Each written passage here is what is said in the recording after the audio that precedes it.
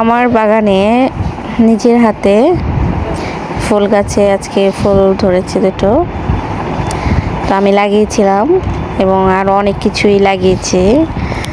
তো মাশাআল্লাহ ভালোই হয়েছে, ফুল দুটো আজকে ফুটেছে তাই ভিডিও করলাম।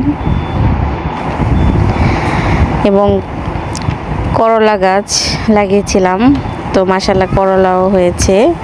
দেখুন খুবই চমৎকার, আমার কাছে ভালো লাগছিল যে আমি নিজের হাতে এটা বুনেছিলাম এবং সেটাতে ফলও এসেছে, তো সেজন্য ভালো লাগছে।